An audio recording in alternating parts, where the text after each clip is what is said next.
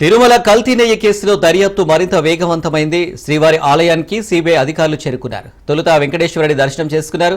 అనంతరం పోర్టుకు చేరుకొని అక్కడ ఫోరెన్సిక్ బృందం ముమ్మర తనిఖీలు నిర్వహించింది. టీటీడీ చరిత్రలోనే సిబిఐ అధికారులు తనిఖీలు మొదటిసారి అని తెలుస్తోంది. తనిఖీలో భాగంగా లడ్డు అన్నప్రసాదాల తయారీ కేంద్రాలను కూడా పరిశీలించారు. అదేవిధంగా పోర్టులో విధులు నిర్వహిస్తున్న కార్మికులను వివరాలు అడిగి తెలుసుకున్నారు. బూందీ తయారీ కేంద్రాన్ని వీడియో తీశారు అధికారులు. అనంతరం సిట్ కార్యాలయానికి వెళ్లారు.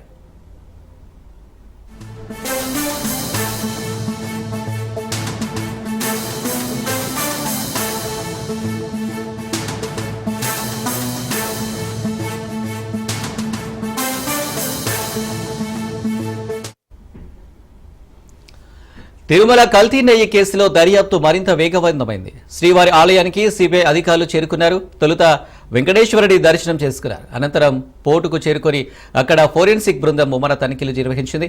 టీటీడీ చరిత్రలోనే సిబిఐ అధికారుల తనిఖీలు మొదటిసారి అని తెలుస్తుంది. తనిఖీలో భాగంగా లడ్డు అన్నప్రసాదాల తయారీ కేంద్రాలను కూడా పరిశీలించారు. అదేవిధంగా పోర్టులో విధులు నిర్వహిస్తున్న కార్మికులను వివరాలు అడిగి తెలుసుకున్నారు. బూందీ తయారీ కేంద్రాన్ని వీడియో తీశారు అధికారులు. అనంతరం సిట్ కార్యాలయానికి వెళ్లారు.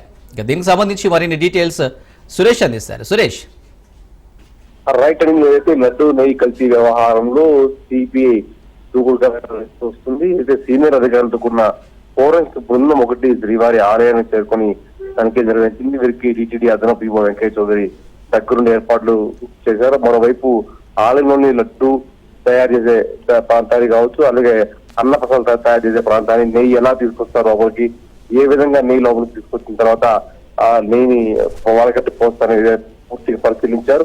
ఆ తర్వాత అక్కడున్న సీనియర్ పోర్టు కార్మికులను వివరాలు అడిగి తెలుసుకుని ఎంతకాలం పనిచేస్తారు మీరు, నెయ్యి ఎలా వస్తుంది, ఎలా ఉంటుంది అని వివరంగా అడిగి తెలుసుకున్నారు.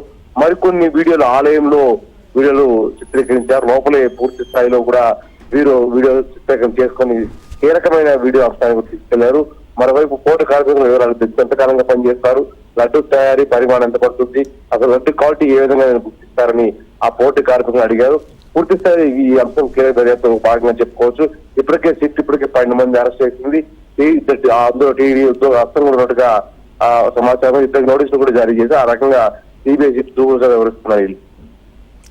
సురేష్, చూడొచ్చు టీటీడీ చరిత్రలోనే సిబిఐ అధికారుల తనిఖీలు మొదటిసారి అని కూడా తెలుస్తుంది. అంటే ఎలా ఉంటుంది?